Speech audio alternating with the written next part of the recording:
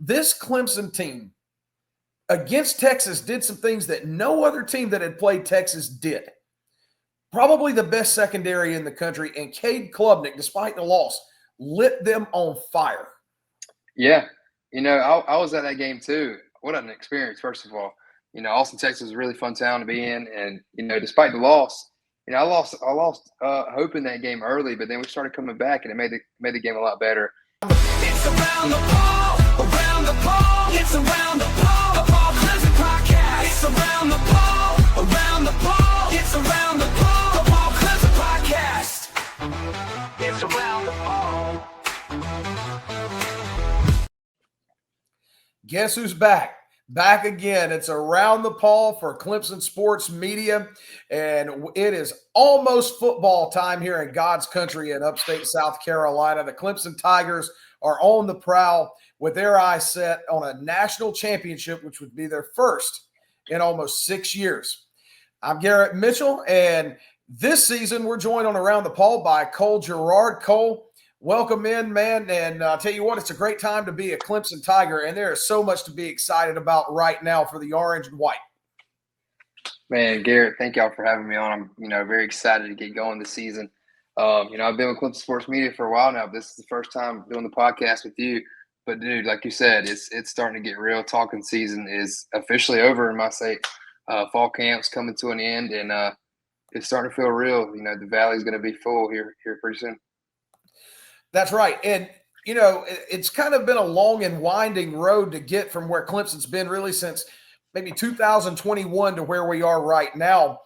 You've had a lot of the national pundits and the prognosticators have really, in the era of NIL and paying players and the transfer portal, Clemson maybe did slip by the wayside a little bit, but Dabo Swinney has stayed true to his convictions.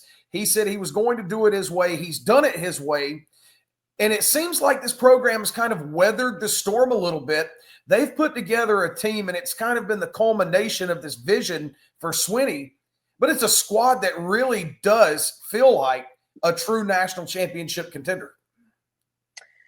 I couldn't agree more. Clemson's returning over 80% of its roster from last year. And obviously adding transfers will help. Jeremiah Alexander, Tristan Smith, guys like that. When people said Dabo was never going to use the portal, I didn't believe them when they said that.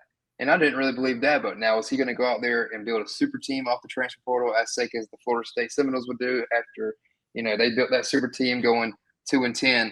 I knew Dabo wasn't going to do it that way. Dabo's going to add where he needs. We had the chance to add a couple O-linemen last year. I think we just missed on them. But, returning over 80% of your roster, getting Tom Allen here. Like Tom Allen said in his opening press conference, we will be able to stop the run. So it's like I said, it's getting real. Talking season's over, and it's time to see what 2025 Clemson Tigers are all about. Exactly right. And look, we're going to get to Tom Allen here in a little bit. And another guy that Dabo brings in through the transfer portal is Will Helt from Purdue. Just an enormous defensive end, a guy that I think just plugs right in and plays and makes a huge impact. And we're going to get to all that. But look, Clemson's prospects are pretty good when of all people on this planet, Paul Feinbaum is buying stock in the Clemson Tigers, which of all the things this offseason may be one of the most amusing things to me because he's been such a Clemson hater for so long. I'm not sure really what to make of that. I mean, is this reverse psychology on his part, or does he honestly believe, of all people, that Clemson could win a national championship? It's just, quite frankly, I don't know what to make of it.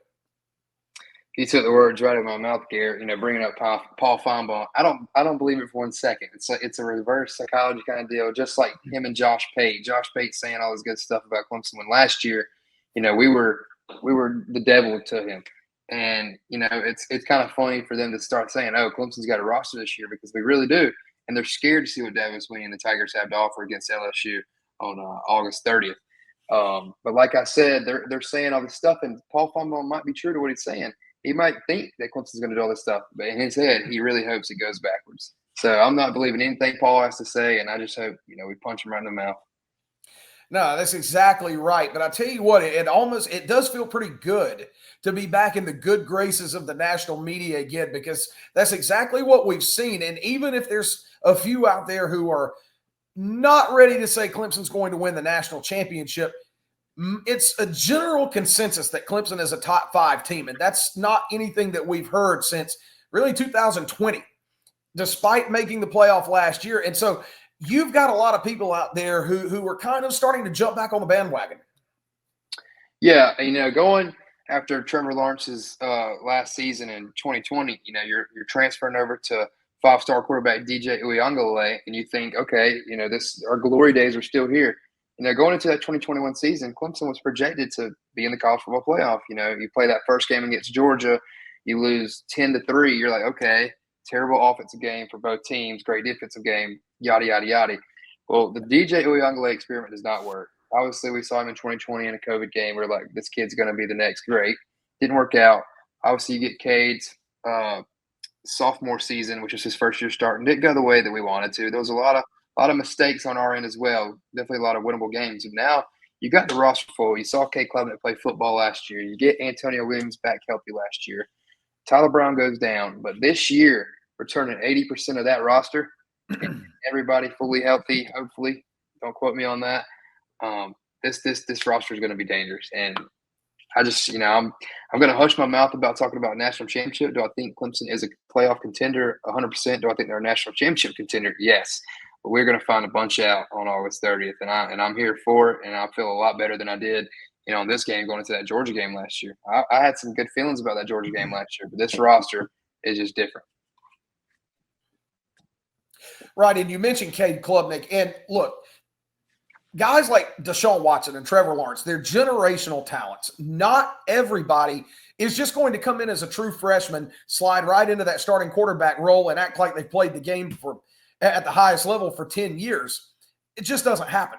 Cade Klubnik was a guy who really had to be developed. He grew into the role. And then last year, with 3,600 yards passing, 36 touchdowns, only threw 6 interceptions. You really started to see him take that next step. And I truly believe that everything we've seen from Cade from his sophomore year to last season to coming into 2025, it's all just been a culmination of that growth and maturation process and the development. I tell you what, some people believe that either he's a dark horse Heisman candidate or just an outright Heisman favorite. And I subscribe to the latter. I think coming into the season, if he sees the field in enough competitive games, I'm not sure how he's not one of the Final Four on the podium up in New York come the end of the season. Yeah, just like you said, threw for 3,600 yards last year, 36 touchdowns, 6 interceptions. And I think, a couple of those interceptions could have been took it away. I just think this kid's going to be dangerous, and I can't wait to see him get out there and play versus LSU. But going into last year and the season, even after the Georgia game, people were still ready to give up on him. But one thing I like that Cade Klubnik said was at ACC Media Days. He said, after my sophomore season, or where we 8-4 that year, after the Gator Bowl, or it might have been before that, might have put him into his office during that season. He was like, Cade, you're my quarterback, you're our quarterback, and I'm gonna go down with you. I'm a believer in you. To hear that from your head coach after you're 4-4, that tells you a lot. In this new day and age of college football, we could have went and got a great quarterback out of the portal for $1 million. Who knows? But I'm glad that Coach Swinney stuck with Cade Klubnik, and like you said, he's definitely a top runner this year, probably a Heisman finalist, if not one of the favorites to win the trophy. We won Clemson's first ever. Why not Cade Klubnik? Right, you're exactly right. And, just to speak a little bit more on the expectations for this Clemson team, I don't think it should be any surprise that the expectations were going to be there. No, as you said, Clemson returns 80% of their production from last year, head and shoulders more than any other of the major programs in the country. But you really could kind of see this team on the precipice out in Austin, Texas in the playoffs last year. And look, Cliff, Anthony, we drove out there 1,200 miles there, 1,200 miles back, and we knew the entire way that it was a big ask for Clemson to win that game. Still an incredible experience. But despite the loss, when we walked out of Darrell K. Royal Stadium last December, we were saying to ourselves, you know what? This Clemson team against Texas did some things that no other team that had played Texas did. Probably the best secondary in the country, and Cade Klubnik, despite the loss, lit them on fire. It was one of his best games of the season. And I think you came out of that ball game already looking ahead to this year because you just had to feel so good about going into one of the more hallowed places in college football and going toe-to-toe with one of the 2 or 3 best teams in the country. Yeah. I was at that game too. What an experience, first of all. Austin, Texas is a really fun town to be in. And, despite the loss, I lost hope in that game early, but then we started coming back and it made the game a lot better. To see them not quit and to see Cade, still light up a team that they haven't had that done to them all year, like you said. And you got to look at that game too. If that pick six doesn't get called back, it's not a field goal. We get 7 more points. Who knows where that game could have went? But like you said, and after that game, I was kind of worried of us losing some guys to the portal.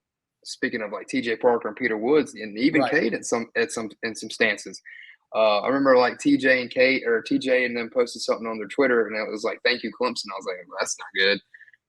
But like you said, as soon as I got on that plane the next day when they said they were coming back and stuff, I was just like, "This team next year is going to be dangerous." And even despite the first round playoff loss, what an end to the season. First of all, losing to South Carolina, you're thinking you're going to the Pop-Tart Bowl. Syracuse pulls off the immaculate. Nolan Hooser bombs the field goal to send us to the playoff. Despite that loss, I mean, hell of a season in my books. Hell of a finish for Cade Klubnik to get that confidence back. That wide receiver room's dangerous, and then you add Tristan Smith in there, and I'm just gonna keep saying, man, I just can't wait to see this LSU game, and I'm itching for it, Garrett. Oh, same here. And look, I'm gonna be on hand for that. I think most of us will be. And I tell you what, I can't wait for that. And we'll touch on it in a minute. But it's funny you mentioned the Pop-Tart Bowl. Either way, certainly Clemson didn't go to the Pop-Tart Bowl, but Nolan Hooser certainly toasted SMU on that 56-yard field goal to win the ACC championship. And I think I was probably down in the floor on my knees praying that he was going to make that kick. But, and what a great feeling. We're going to talk about some position groups. So, why not? Let's just start with the kicker. Nolan Hooser, we're talking about the receivers, the defensive line. Well, how about Nolan Hooser? He might be the best place kicker in the country. And I said that all last year, despite how many block field goals we had. I think we led the country. But it was a blocking situation. Everybody knew that. And, like Coach Swinney said, you got to be able to block the field goal. You can't always blame it on the specialists. I mean, coming out of high school, Nolan was ranked the #1 kicker in the country. And knowing we got him for at least 2 more years, probably 3 is, kickers in the NFL. It's harder for them to get drafted. But Nolan Hooser has got a leg on him. And, seeing that kick in person and then seeing him in fall camp too and the punting battle and stuff like that, I really do think our special teams is going to be a lot better than it has been in recent years. It might see a little bit of, never know, we're going to throw Ian Shefflin at special teams hint, but who knows? Bro, but man, hey, Dabo even said it. Look, we're going to put him out there at some point. We're just going to tell 6'9", jump, block kicks. Yeah, might see him on the field goal team. You never know. But yeah, like you said, we do have the best place kicker in the nation, I believe. And look, one of my off-the-wall predictions, and trust me, I have a lot of them, but one of my off-the-wall predictions that I don't think is too far-fetched for this season, Nolan Hooser will make a 60-plus yard field goal. His career long in high school, he actually won a game, and it was either 61 or 62 yards. And it would have been good from 65, 66 yards if you watch the video. Nolan Hooser is going to make a 60-plus yard field goal this year. I'm sticking to that. Well, even, if it was knowing how our field goal operations went last year, it's almost surprising that Dabo didn't just try to go for a Hail Mary, and force the overtime. But obviously I did not want overtime. SMU had that momentum going into that last drive. I was like, we got to find a way to win it. Dabo trusts his kicking team, trusts his kicker from 50-plus, bombed it. After that, sending your team to the college football playoff for the first time in 4 or 5 years, he's going to keep doing that. And like you said, he's probably going to make a 60-plus this year because anytime it's on the table, okay, it's another BT Potter situation. We're going to send him out there for the long leg. Send Nolan Hooser out there. No, that's exactly right.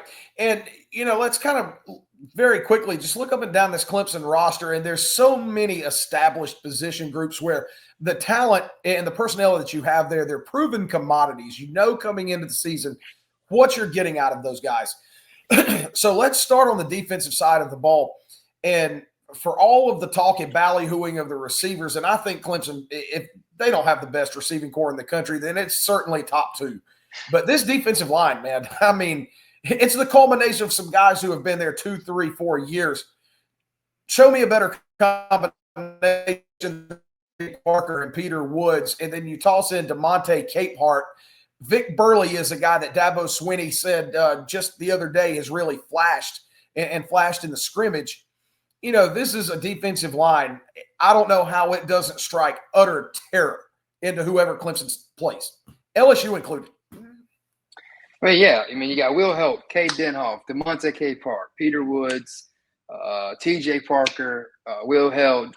I mean, DeMonte Capehart, who I grew up with in Hartsville, dude, just to see him where he is now is just like insane, dangerous. And it's almost like looking at the wide receiver room, like you said, if they're not if they're not number one, they're two or whatever.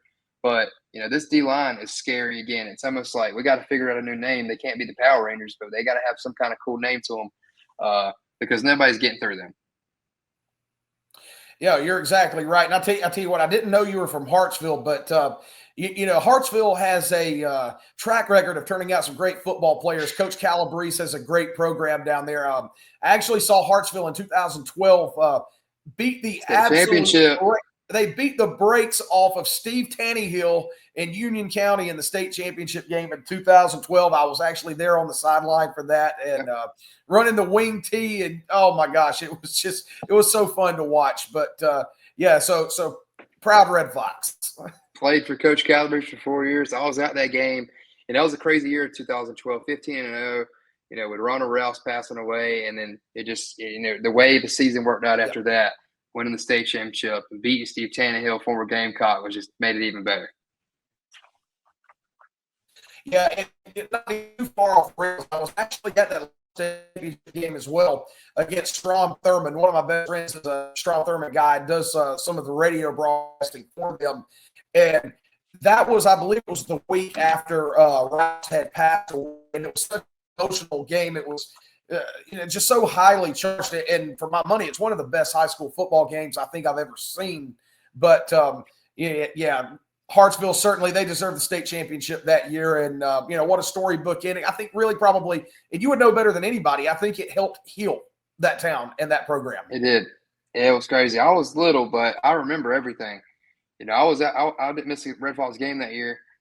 You know, playing rec football and you're looking up to those big guys, you know, and then you get to high school and you're like, well, we're not big guys. We're still kids. But, like, when you're growing up and you're looking up to high school football players, you know, that was when I was at that age, probably 8 years old. So it was cool to see.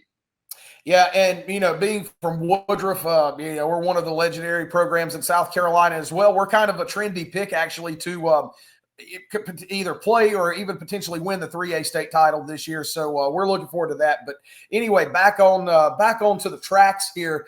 You know, the receiving core, I think that goes without saying. You've got guys like Antonio Williams, Bryant Wesco, TJ Moore, you know, and all of these guys who are coming, who were already there. And then Tristan Smith coming in out of the transfer portal, you know, Cole Turner, let's not forget about him as well. You've got guys who you know are just proven playmakers. The defensive line, it's the same way. But one area on the offense, maybe where you've got a few more question marks, is at running back. Adam Randall is kind of been projected as the starter going into the LSU game, which is, you know, considering he was a wide receiver 10 months ago, it's a pretty quick transition to from receiver to running back. But then you've got Gideon Davidson as well. And I tell you what, frankly, another off-the-wall prediction here. I think Gideon Davidson winds up being the starter by the time you really kind of get into the heart of ACC play. I just think he's that good. Yeah, I don't hate that, but I would love to see Adam Randall lead us at running back this year. Apparently he's dealing with a little injury right this second, but should be ready to go for LSU. But this running back room is dangerous. You know, we thought we had with the two-headed monster and Shipley and Maffa. I mean, you got Adam Randall, Gideon Davidson, David Eziamume, Keith Adams. You're going to get Jay Haynes back. That's 5 right there. You would have had 6 with Jarvis Green, a little bit at the wide receiver running back, but Jarvis is going to be out for the year probably, if not at least 8 games. But this running back room is scary. You know, C.J. Spiller, a lot of people want to see C.J. Spiller gone after last season. for some reason. I don't know why, just to bring in a better coaching there. But CJ Spiller is doing a great thing at running back right now. Helping Adam transition from wide receiver, like you said, 10 months ago, he was a wide receiver in that SMU game and had that big kickoff return. And then for some reason, as soon as that happened, I was like, let's just transition him. Why not? And then, you see in the Texas game, he breaks out for like a 40-yard run. And then you're like, okay, maybe it's here to stay. And it is. So like you said, but even if Adam is named RB1 for week 1, which is probably going to happen, Gideon Davidson, David Ezimema, and Keith Adams will see the ball a lot. No, absolutely. And you know what? It's funny how the national media, they list it as maybe an area of concern for this Clemson team. And, for those of us who look at it from a more concise lens, being closer to the program, I don't really see it as a concern. Just because it's an unknown to a degree doesn't mean it's a concern. It just means that you've got a bunch of talented guys. People just don't know who they are yet, but they're going to really quickly. Yeah, Garrett, I'm going to have to just stop you right there really quick. You're going to get a laugh out of this one. The Braves have scored 9 runs in the 4th inning. It's crazy how this works, but the Braves are winning the ballgame 9-6, scoring 9 runs in the 4th. But let's get back on to Clemson football. You know what? I've seen this movie too many times to get my hopes up because, that bullpen on the back end is they are the weakest link. Goodbye. Yeah. Hey, but let's talk about the quarterback room a little bit. Talking about Cade Klubnik. Christopher Vizina, this is a guy that's stuck with the program now going into his 3rd season, who could have easily transferred out after his freshman year. I'm excited, if there's going to be some games we get up, hopefully we don't see some games we get down where he has to come in. But, I'm ready to see Christopher Vizina get in there and get some reps as well. Seeing him in fall camp so far, he still looks really big, healthy, slinging the ball. So I think we're good on the quarterback side too. No, I think Christopher Vizina, pound for pound, is easily one of the best backup quarterbacks in the country. And I don't say that to sound like a sunshine pumper or a homer. And I think we all are to a degree. But, these are guys – he's a guy that, as you said, he's stuck with the program. He's paid his dues. And when Cade Klubnik, in all likelihood, goes to the NFL after this season, I think there's a very good chance you could see Christopher Vizina as the starting quarterback in 2026. And I think he's good enough to eventually assume that role. Yeah, I agree. And, another guy I like is Chris Denson, the lefty freshman.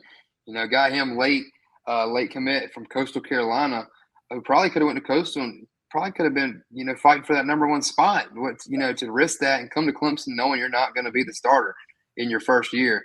It's pretty ballsy and pretty gutsy for Chris Denson. And, watching him in the spring game a little bit, I'm like, this guy's pretty good. Yeah, absolutely.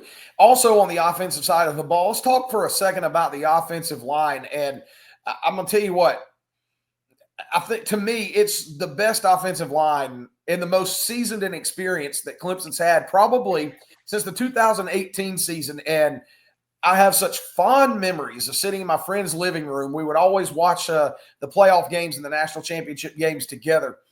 And watching the 2018 Clemson offensive line utterly dismantle an Alabama defensive line that supposedly, according to Paul Feinbaum and Stephen A. Smith anyway, were the best to ever be assembled on a college football field.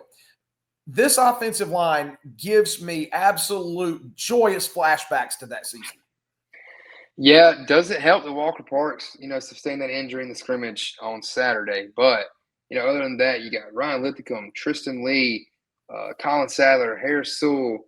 This O-line, Braden Jacobs, who's freaking taller than my ceiling, but it is a dangerous offensive line. I thought we had a great offensive line last year, but to see the guys returning and get some freshmen in here, I'm ready to see them throw around that LSU defensive line because it's going to happen. Yeah. And, round up a couple more position groups over on the defensive side of the ball. At linebacker, of course, you've got Sammy Brown, who comes in, and I think he's probably the undisputed leader of that linebacker room. You've got guys like D. Creighton and a couple of others who you look to step in and make an impact. Again, maybe some people question the depth behind Sammy Brown, but I think the fact remains is you've got a lot of really good playmakers there. Yeah, like you said, Sammy Brown, Way Woodaz, Jeremiah Alexander, D. Creighton. there's more to name that I can't get off the top of my head, but Ben Boulware is leading that room. Little do people know, a freaking meathead of a guy. Yeah. Seeing him at spring practice get all in their faces and yelling at them and stuff. I think there's nobody you would rather have lead that linebacker room right now than Ben Boulware. I know a lot of people hate when Dabo hires people within the program or former alumni, but those guys are the people who know that position best. Especially at Clemson. I'd rather bring in a guy like Ben Boulware than somebody from a different program who doesn't really know the basics of the linebacker position at Clemson. So I'm glad to see somebody like Ben Boulware coaching those guys up, especially getting Jeremiah Alexander from Alabama, who all I've heard about Jeremiah Alexander from like Wade Wooders and guys like that is he is a musclehead. You cannot get out the gym. You cannot get him out of the facility. It's almost like Kate Klubnik being there all the time. They said Jeremiah Alexander loves to work, and that's who you want in your linebacker room. Right, and safeties and DBs. I think that area, I think the secondary is in really good shape. Over at corner, you've got Avion Terrell. I think he's going into his third season, and by a lot of accounts, he's projected as a first-round NFL draft pick after this season.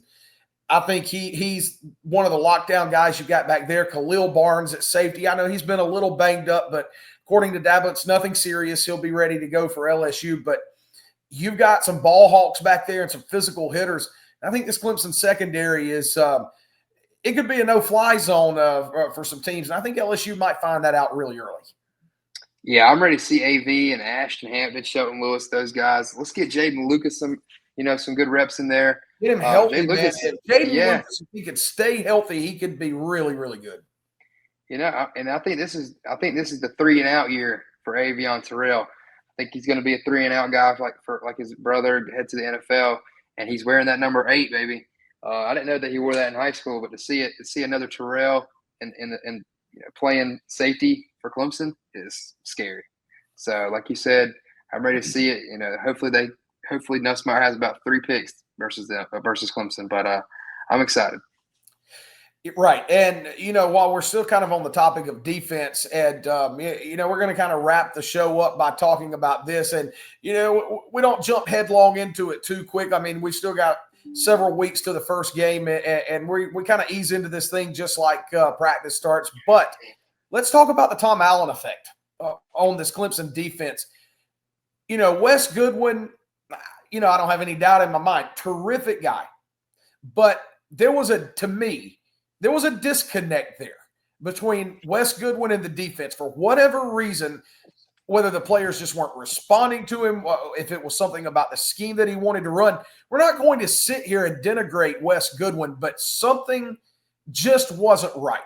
And the results on the field bore that out. But you bring in Tom Allen, and this is a guy with a proven track record, had one of the best run defenses in the country last year at Penn State. I believe it ranked number 7 overall.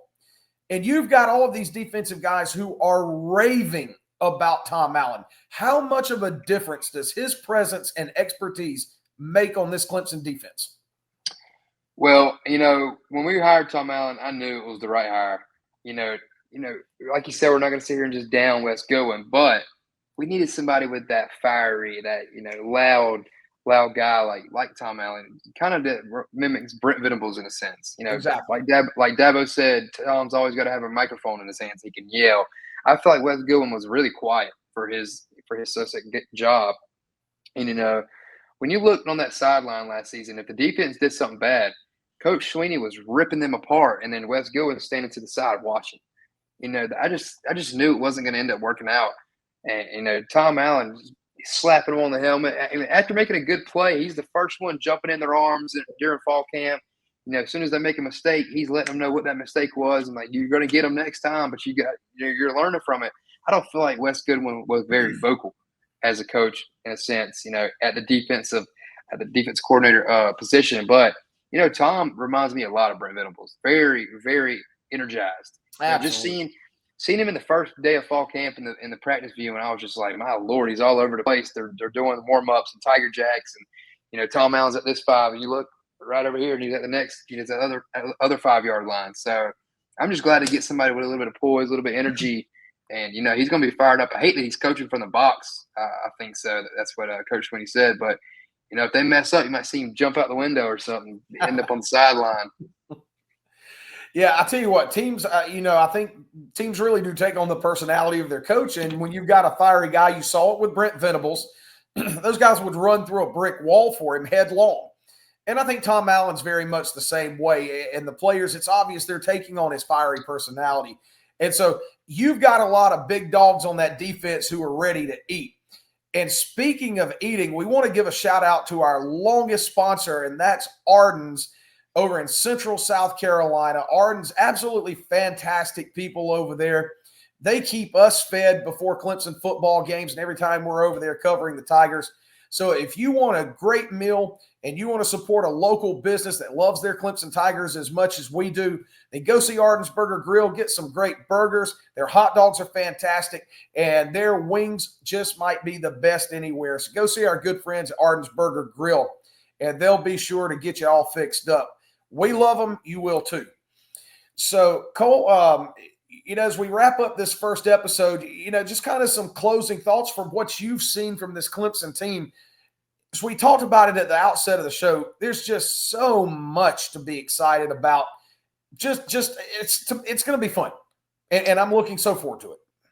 Yeah, I mean, one of the biggest things I'm looking forward to is the Tom Allen effect. I'm ready to see this defense stop the run. I'm ready to see him, fire through the zone. I'm just ready to see it all around. Great defensive performance from Clemson. Not that we didn't see any last year, but you know what I'm saying. Just the new defense, learning the new plays. I mean, we have like Shelton Lewis said in his interview. He said, "I've been here for 3 years. I had to learn a whole new defensive playbook."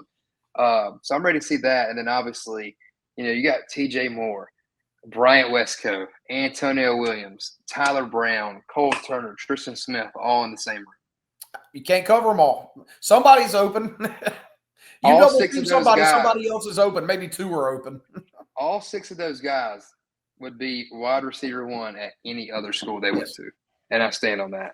And so this Clemson team is easily the best. They have the best wide receiver room in the country. And I'm ready. First play, K. Klubnik, play action pass, drop back, let it fly. You got to. You can't start off with a missed screen last year to Moffer or a run up middle. You drop back and you hammer it downfield. Right. And look, we're going to do an episode coming up here in the next couple of weeks that is strictly a preview of the LSU game. But Cliff and I were talking about this the other day. And what I said was this LSU team, there's been so much hype around this Clemson team. You need to come out and absolutely make a statement and make it early. Punch them in the mouth, get them back on their heels, and make them regret scheduling this home and home while they think about the fact that they have to deal with it again next year in Baton Rouge. Mm-hmm. I mean, there's no other way to put it. If you can come out, make a statement, and blow them right out of the water, I'm not saying it's going to happen, but if you do, then I think the rest of the country, if you're doubting Clemson now, they step up and take notice, and all of a sudden it's, oh, crap, they're back. Yeah, I'm trying to think. This will be our first opener at home since COVID. 2019, I believe, or 2018 or 2020. 2020, right? The COVID season, which I don't count, but we opened up at home, did we not? First COVID. That may be right. Yeah, so it's been a while. Either way, 5 or 6 years, either way you slice it. So starting off 0-0 in the Valley, chance to go 1-0 against the SEC. It's going to be a top 10 matchup. You can't ask for nothing better. Everybody always says, "Oh, Clemson. Who's Clemson got week 1?" They got Furman week 1. They got this is LSU Clemson week 1. Tigers and Tigers, number 4 versus number 9, I think. So it's gonna be cinema. So I'm ready. Absolutely, and it reminds me so much. 2 games that with the hype building up to it, I kind of compare it to 2013. I was there for the season opener against Georgia. In 2013, when Clemson won that game 38-35, it was a primetime game, ABC, College Game Day was on hand. And then the 2016 game between Clemson and Louisville, when it was Deshaun Watson versus Lamar Jackson, which honestly, in my Clemson-loving life, is probably the loudest game I've ever been to. In person, I was 40-yard line, about 20 rows up from the Clemson bench in the lower level. And that's probably – I left with my ears hurting. Death Valley was just so deafening that night. I really kind of get that kind of vibe leading into this ball game. Yeah, I've said that many times that Louisville game in 2016 was the loudest game I've ever attended. I was like probably 20-yard line lower bowl on the way sideline, so I was on the Louisville sideline. But what a loud game! I mean, there's been so many Georgia. I was at that Georgia game in 2013. It was very loud, but just something about that Louisville Deshaun Lamar game was crazy. But I think this game is going to beat that. Absolutely. And look, it's a rubber match of sorts, too. You go all the way back to 2012. You've got everybody in Clemson remembers 4th and 16 and in the Chick-fil-A Bowl. And then you've got the national championship game, the 2019-2020 national championship game, a game that Clemson led pretty much the entire first half and then let it slip late. But so something's got to give. In recent memory, these two teams are 1-1 against each other, and we just hope that Clemson emerges 2-1 in the series head-to-head come about 11 o'clock on August 30th. Yeah, and, as a diehard Clemson fan, neither of these teams have been great in openers in the last couple of years. So this is a time to let LSU streak keep going, and we're going to flip our streak. So I'm not going to speak too much about the LSU game, as we're going to save that for a later episode, Right. But we know the hype surrounding it. No doubt about it. Well, I think that's going to do it for us on this episode of Around the Paw. Cole, it's the first time you and I have done an episode together. It was a heck of a lot of fun, and looking forward to getting back in the swing of things. New football season's here, and everybody, jump back on the Around the Paw bandwagon too, because I promise, we're going to have a lot of fantastic stuff to talk about coming up here in the next 4 or 5 months as our Clemson Tigers hopefully start out on the road to a national championship. So, Cole, great job tonight, man. It was a lot of fun. We'll look forward to the next one. Looking forward to it. Absolutely. So for Cole Gerard, I'm Garrett Mitchell. And as always, it's Go Tigers. For those of us here at Around the Paw and Clemson Sports Media, we appreciate everybody, and we'll catch you on the next go-round. So catch it on the flip side. Good night from Around the Paw. Go Tigers. Go Tigers. It's around the pole.